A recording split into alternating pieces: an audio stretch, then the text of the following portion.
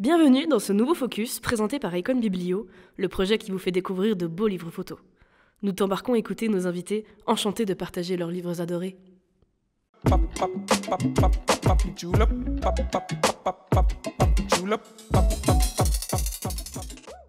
Donc moi, je suis Daniel Chage. Je pratique la photographie d'à peu près depuis les années 80. J'ai fait d'abord mes études à l'École nationale de la photographie d'Arles. Et puis depuis, je suis photographe. Enfin, j'ai multiples activités. Je suis photographe, enseignant en école d'art, à l'école d'art de Bretagne, sur le site de Lorient, enseignant de photographie. Et puis, j'ai eu des activités également d'écriture autour de la photographie, avec plusieurs essais. Mais bon, je me considère avant tout comme un photographe. Voilà, c'est mon activité. Un photographe qui est un peu obligé de multiplier ses activités pour déjà économiquement pour gagner sa vie, même si j'ai une vraie passion pour l'enseignement, la transmission et puis aussi l'écriture. Voilà. Alors, j'enseigne à l'École européenne supérieure d'art de Bretagne, ESAB. C'est 4 écoles qui sont en fait en réseau, Rennes, Quimper, Lorient, Brest. Et moi, j'enseigne la photographie sur le site de Lorient, à différents niveaux, donc niveau DNA, diplôme national d'art, et DNSEB, c'est-à-dire niveau licence ou master.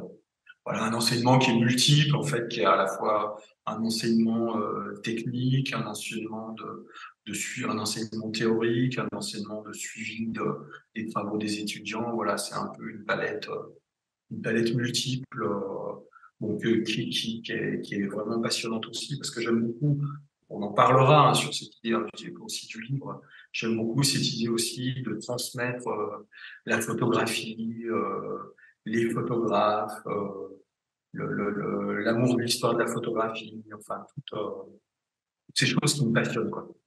J'ai pris 3 photographes assez différents dans leur approche. Quelqu'un qui est plutôt orienté, on va dire, sur le paysage. Un photographe que j'associerais plutôt à une écriture, enfin, une écriture poétique, où la question du livre est très importante. Et puis enfin, un photographe qui est plutôt un reporter, en fait, qui a été un grand photojournaliste.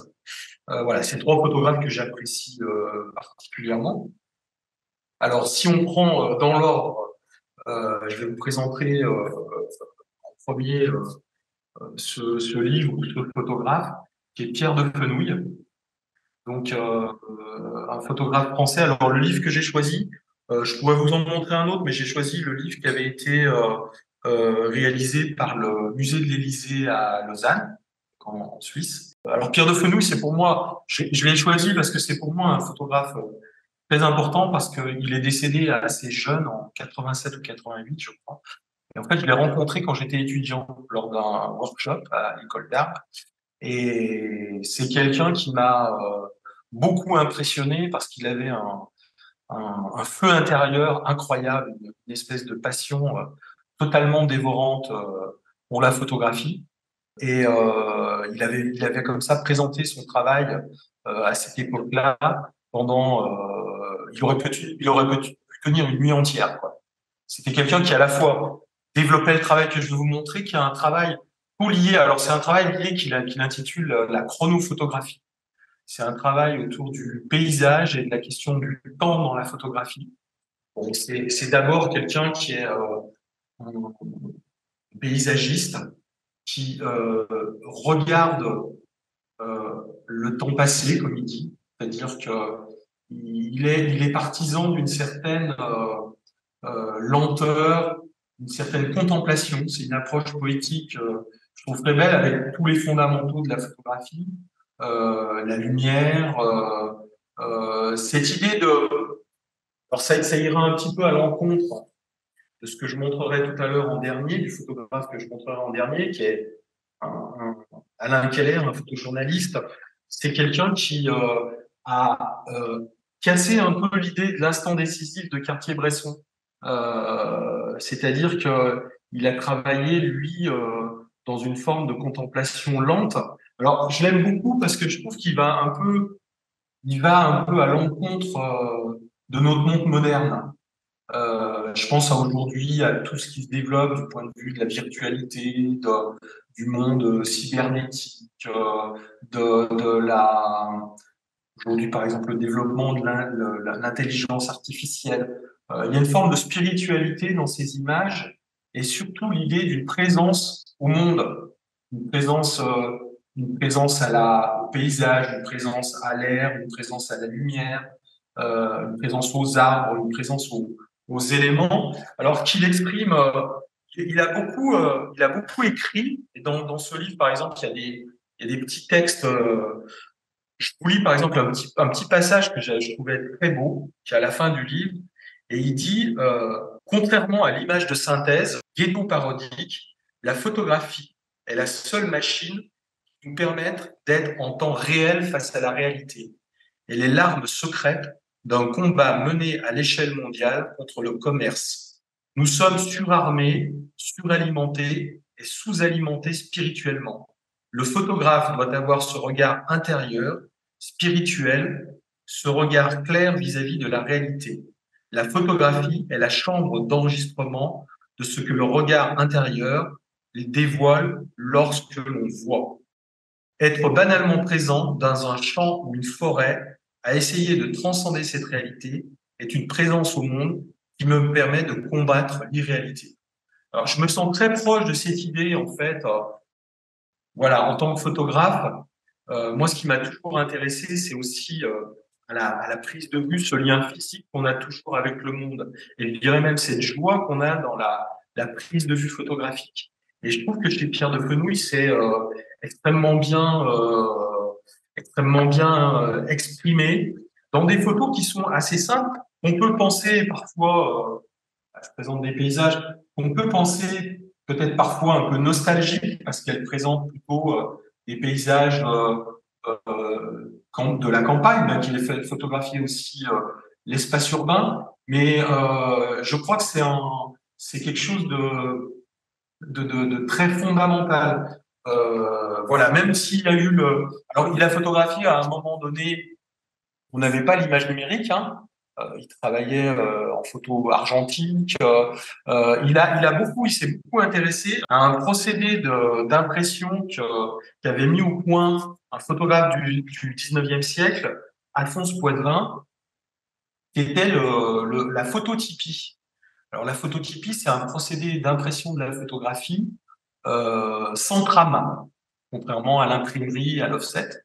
Donc, ça donne des images qui sont extrêmement douces, extrêmement belles. Ça, c'est des phototypies que je vous présente, qui avaient été tirées, parce qu'il s'intéressait beaucoup. Alors, c'est quelqu'un qui s'intéressait beaucoup, juste quand même, à l'idée de la reproduction, de la diffusion de la photographie, et pas seulement à l'épreuve unique. Donc, l'idée du livre était évidemment importante, mais ça passait aussi pour lui par ce procédé d'imprimerie de la photographie, l'impression, la question du multiple pour diffuser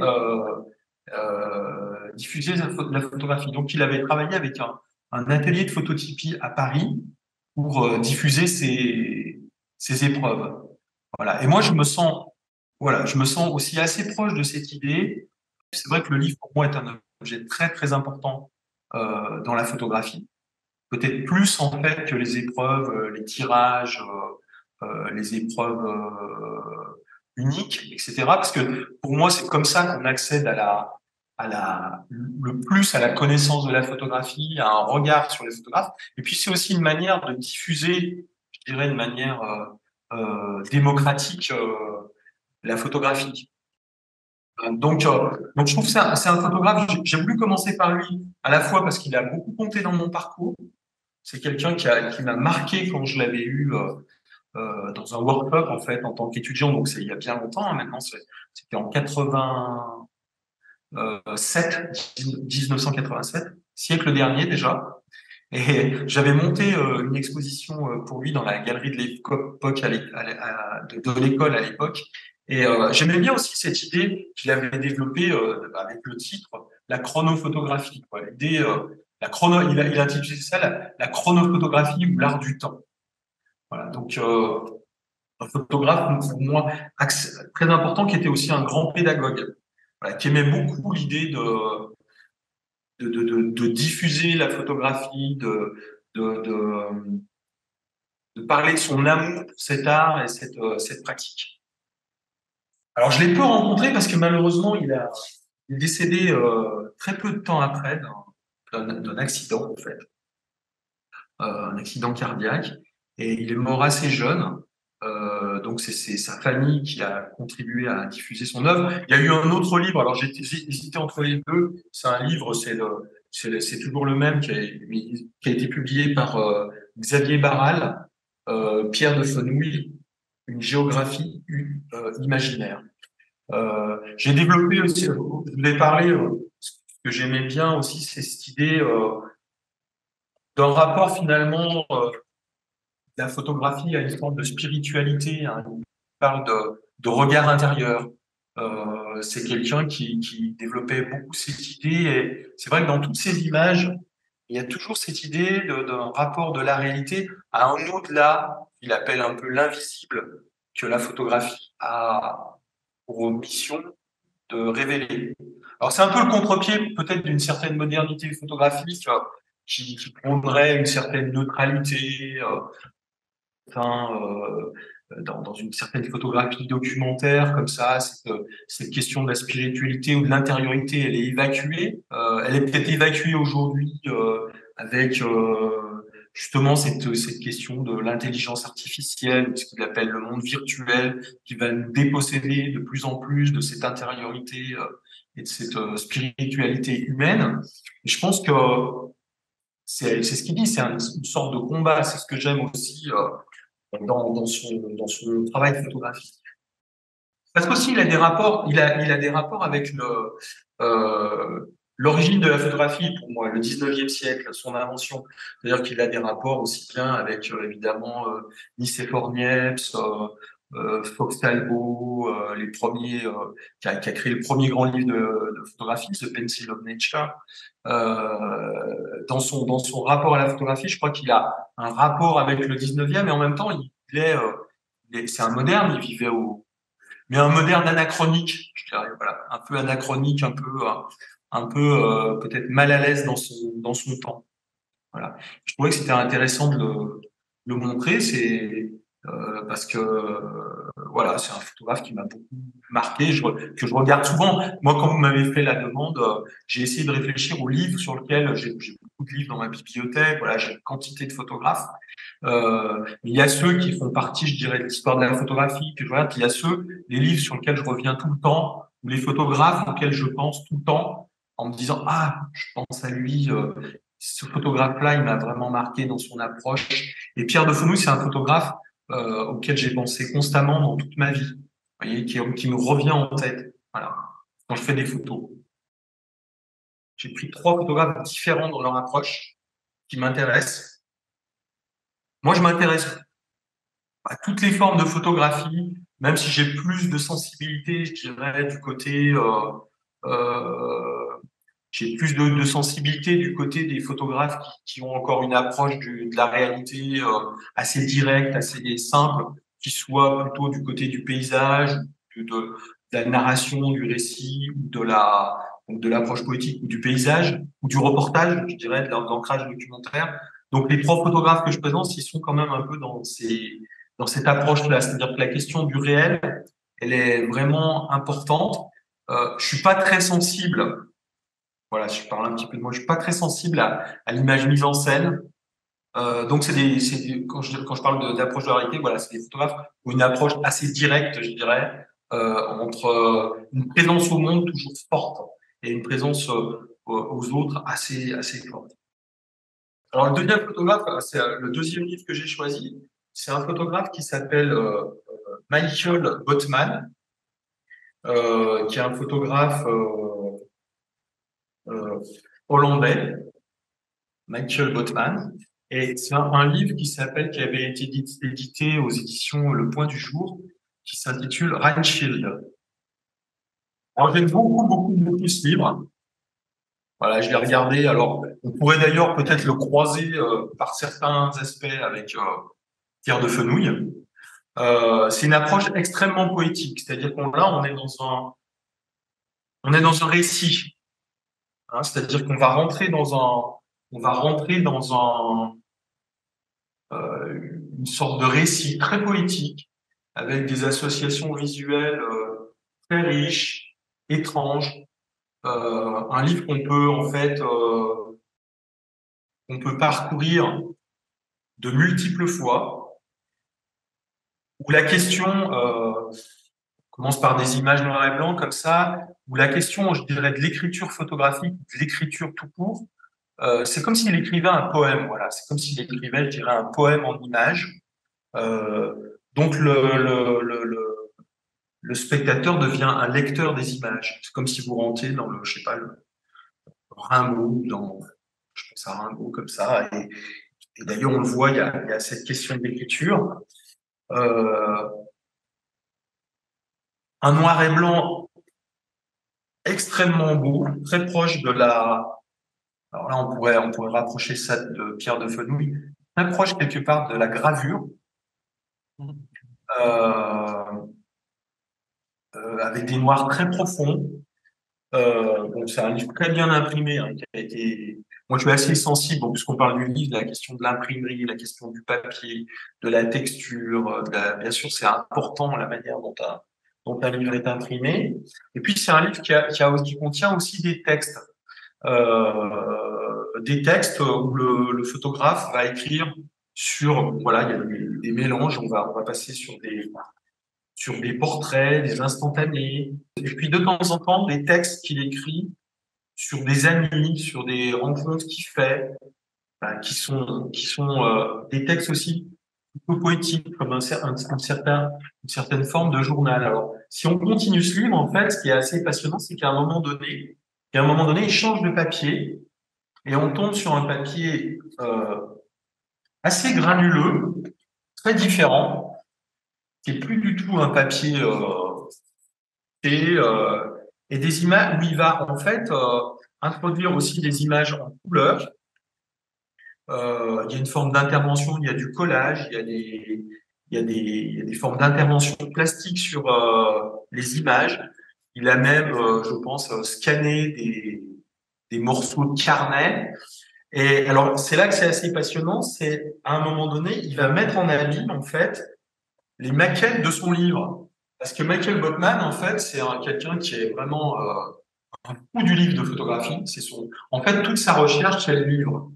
Voilà, il fait peut-être des expositions, il fait peut-être des images, mais il met des dizaines, plusieurs années à fabriquer un livre. Il en fait très peu.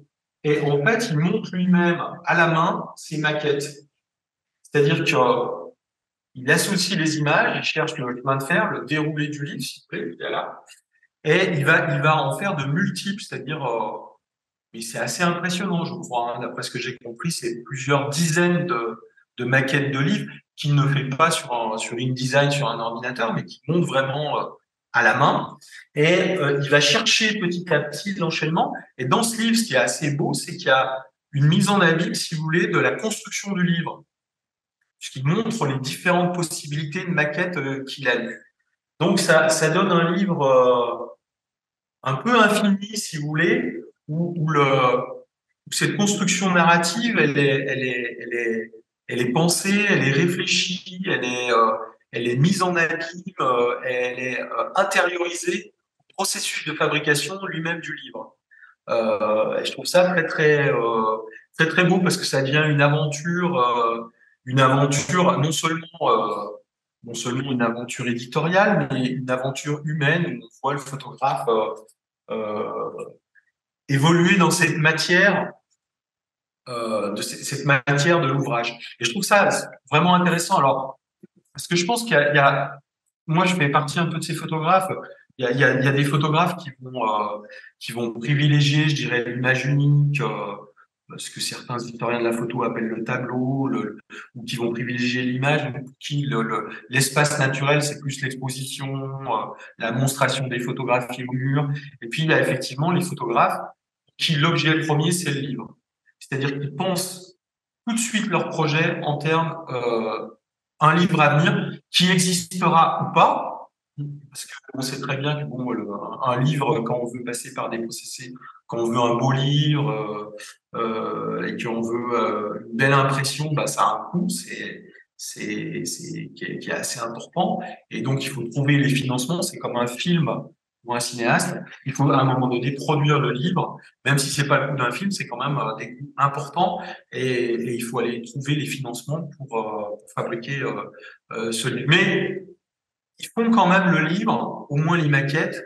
Et puis, si le livre a la chance de sortir et d'exister, eh ben, c'est formidable quoi, pour le photographe. Et je trouve que Michael Botman, c'est un peu cette histoire-là. C'est-à-dire que c'est vraiment un photographe pour qui la première chose, c'est le livre. Et avec des rapports, évidemment, hein, je parlais de la poésie, et là, on peut le rapprocher aussi de Pierre de Fenouil, c'est différent, mais des rapports à l'écriture. Vous voyez, c'est-à-dire bon, des notes, des mots. Alors on pourrait rapprocher ça si on regarde, je sais pas, de certains bouquins de. Bien sûr, il y a des influences, Robert Frank, The Lines of My Hand. On peut penser à des photographes comme ça qui ont travaillé sur ces rapports, photographie, film, écriture, voilà. Et il y a des influences, mais en même temps, c'est très très singulier. Vous voyez, on n'est pas du tout dans Robert Frank. On n'est pas du tout dans ce. Voilà. J'ai voulu aussi dans ma sélection choisir des photographes qui n'étaient pas forcément les grands phares de l'histoire de la photographie. Hein. Évidemment, j'ai pensé, je sais pas, The Lines of My Hand, c'est un livre que j'adore, Robert Frank. Et je me suis dit, c'est plus intéressant de faire découvrir aussi des gens moins connus, mais qui ont fait des petits chefs-d'œuvre du point de vue éditorial. Et je suis très influencé aussi, Michael Blotman, par la photographie japonaise. Voilà, c'est un grand connaisseur de la photo japonaise. Et Dieu sait que là aussi, il y aurait beaucoup de photographes qu'on pourrait citer. Alors le troisième, c'est un autre, mais je trouve que les trois sont liés. C'est un photographe contemporain. C'est plus un photoreporter en fait. C'est Alain Keller. J'ai choisi ce livre qui a été publié, je crois il y a 2, 3 ans, je sais plus, par une maison d'édition, les Éditions du Juillet. Il a été publié en 2018. Les Éditions du Juillet, qui est une maison d'édition basée en Bretagne, à Rennes. Et ça s'intitule Journal d'un photographe. Alors, Alain Keller, c'est un photographe qui a un grand parcours de photoreporter, de photojournaliste, qui a fait partie d'agences comme Sigma, Odyssée, qui aujourd'hui participe au collectif de photographes myopes, qui est un collectif très actif en France. Et en fait, il avait tenu sur Internet, et moi j'avais suivi un blog pendant plusieurs années, enfin une année d'ailleurs.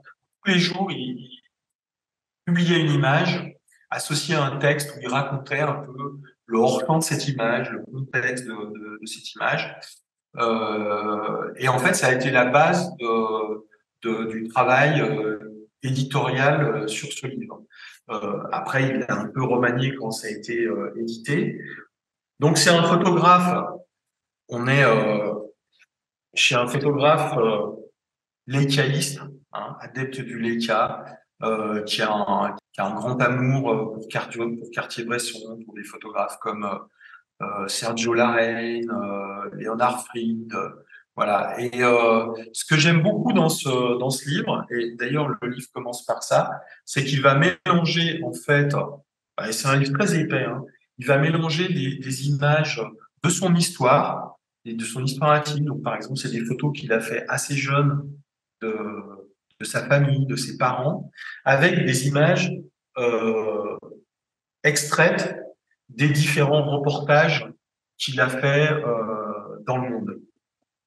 Il a en particulier travaillé sur les minorités dans les pays de l'Est, qui a été une de ses grandes thématiques, mais il a aussi voyagé en Amérique latine, à New York, et, euh, et c'est un livre qui est plaisant, où on a voilà un photographe qui a toujours le Leica un peu rivé au corps.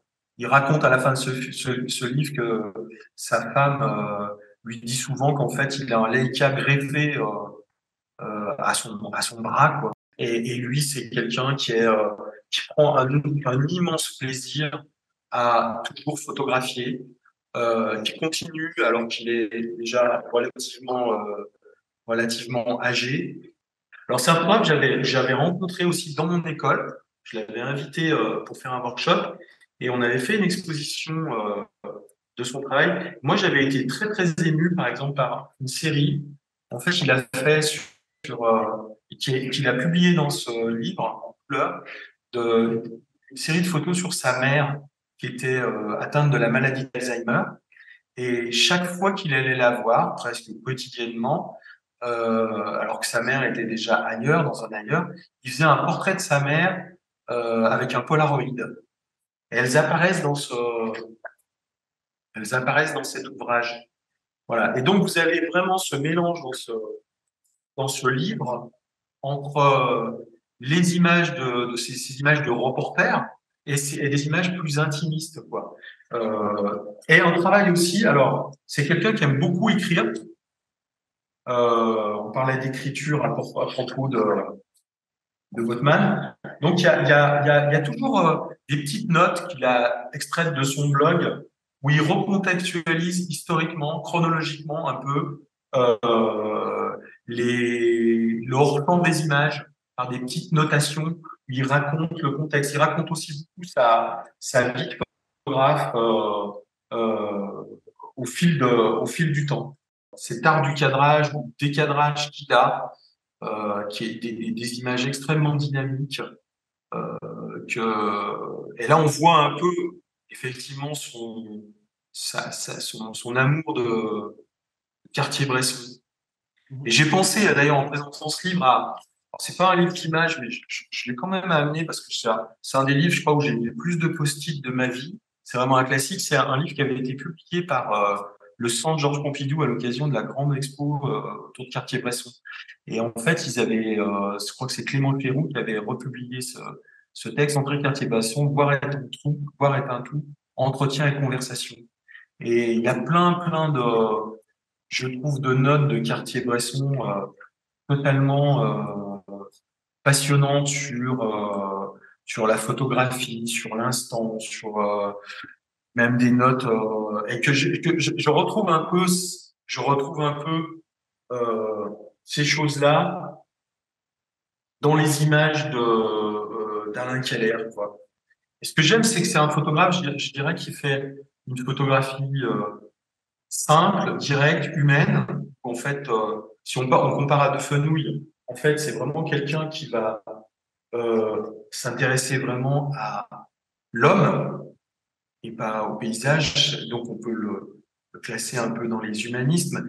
Mais c'est aussi cette espèce de joie de photographier dont parle Cartier-Bresson, d'ailleurs souvent dans ses textes, qui est présente, je trouve, dans ce livre. C'est-à-dire,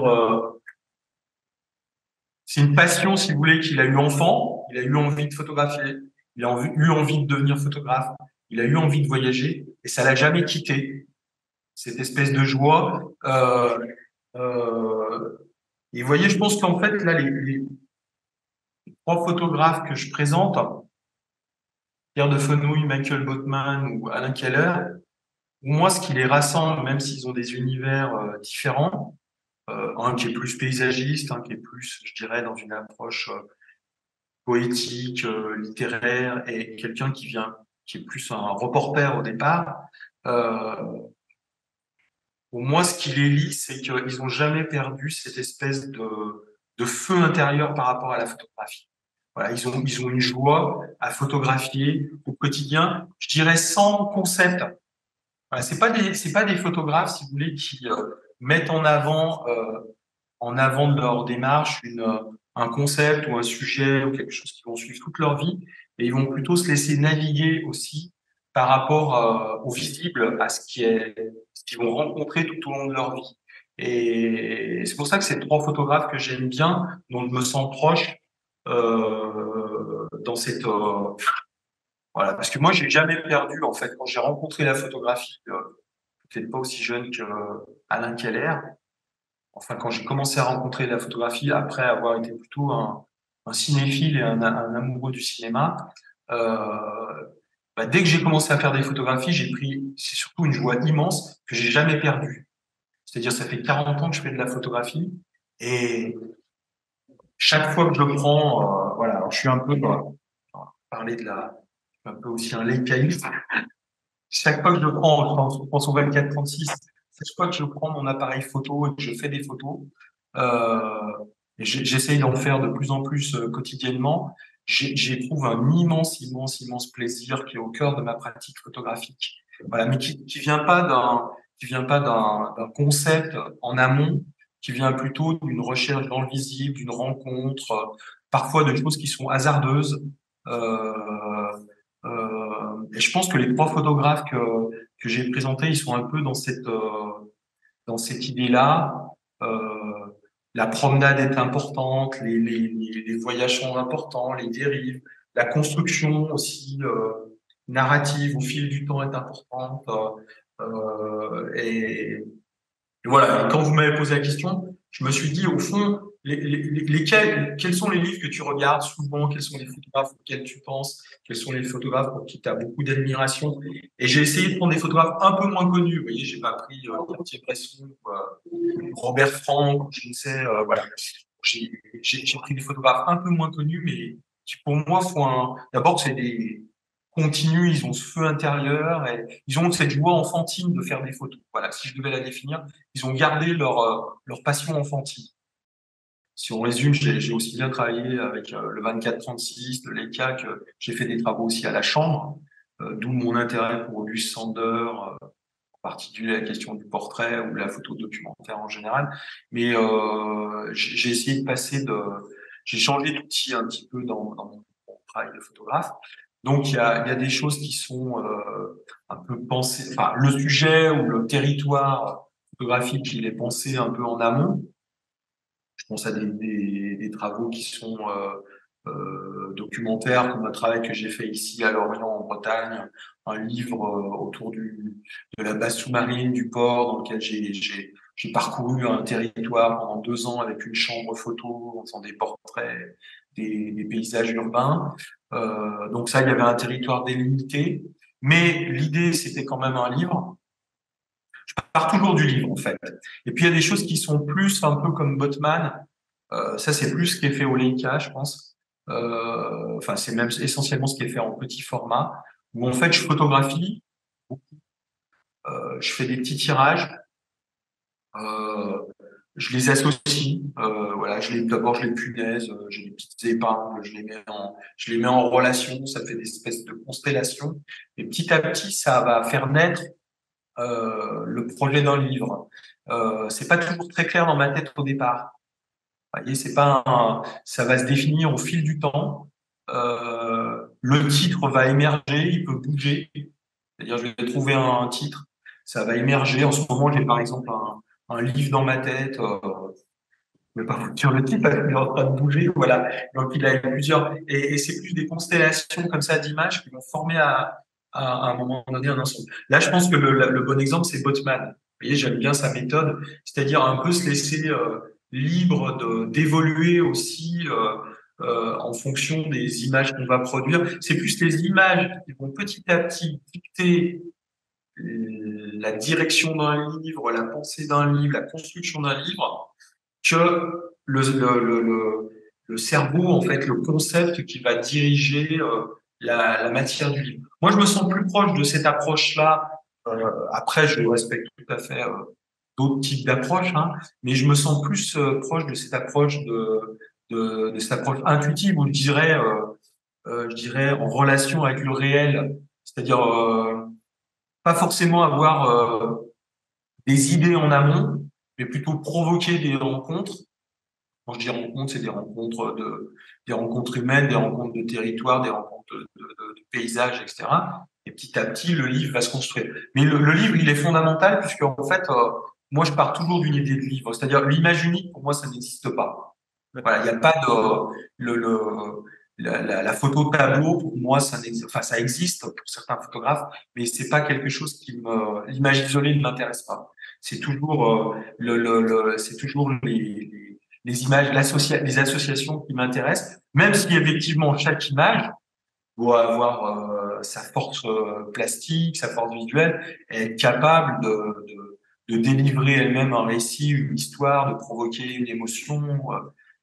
Bien sûr, hein, il ne s'agit pas simplement de jouer que sur les associations, mais voilà, C'est l'idée qu'un photographe, il est toujours en mouvement quelque part. Il peut pas s'arrêter. C'est ce qu'on trouve dans ces trois photographes que j'ai choisis. D'où la question du plaisir, si vous voulez. C'est-à-dire qu'en fait, on est toujours au commencement de quelque chose.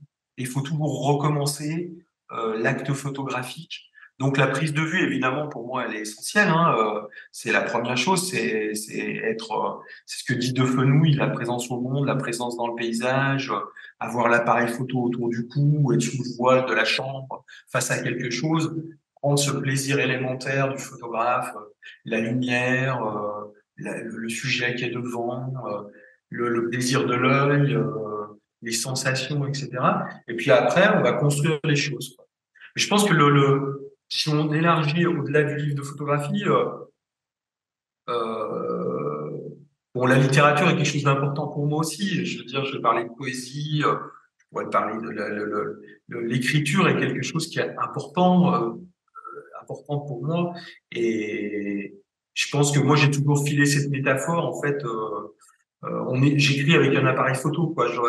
J'ai peut-être une vocation de narrateur ou de conteur, mais je vais écrire avec un appareil photo parce que évidemment, je peux écrire avec des mots, j'aime bien écrire hein, aussi.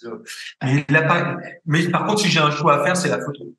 Je suis un photographe quand même de la maturité, quoi. Donc j'ai envie de me consacrer beaucoup à mes photos. Après, je pourrais effectivement écrire des choses. Il y a beaucoup de choses j'ai plein, en fait, si vous voulez, en dehors de mon travail de photographe, j'ai énormément de carnets dans lesquels je prends des notes, dans lesquels j'ai des idées d'écriture, de livres. Moi, je suis pas quelqu'un enfin, j'admire beaucoup les autres aussi, les photographes. Voilà, j'aime faire des photos, donc ma priorité c'est de faire des images, de construire des livres avec mes propres photographies.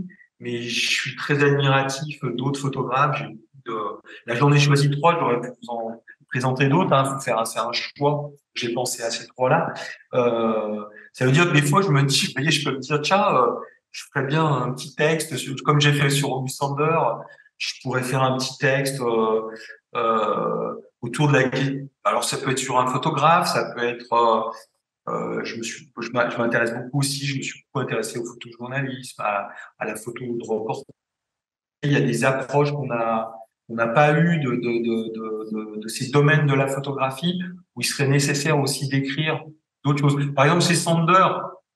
J'ai travaillé sur lui, puisque vous avez lu mon texte. Pour moi, là où j'ai essayé un petit peu de renouveler, même si je suis resté dans les canons des historiens de la photographie, voilà, tel qu'on peut lire l'œuvre de Sander, ce qui me semblait vraiment important, c'est un peu le rapport que j'ai eu, un peu autobiographique à Sander, euh, les couplages que j'ai fait un peu entre Sander et certains cinéastes, en particulier allemands, je pense à Fassbinder que je cite dans le livre, Alfred Döblin, le romancier qui a préfacé Sander, mais qui était aussi qui a fait ce roman à Berlin Alexanderplatz, qui a adapté Fassbinder au cinéma. Et la question, pour moi, c'était la question, par exemple, dont peu d'historiens de la photographie parlent, d'émotion. Vous voyez, le dernier chapitre, je l'ai consacré à l'émotion.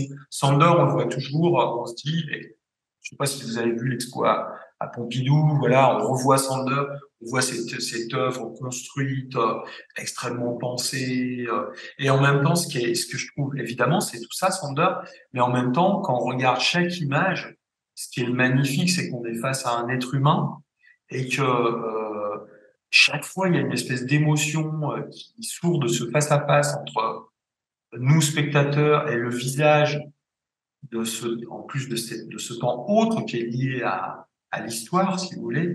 Et moi, j'ai voulu aussi, cette question de l'émotion, par exemple, elle est extrêmement importante pour moi en termes tous les photographes que je vous ai présentés là, pourquoi je les aime, c'est parce qu'ils produisent beaucoup d'émotions.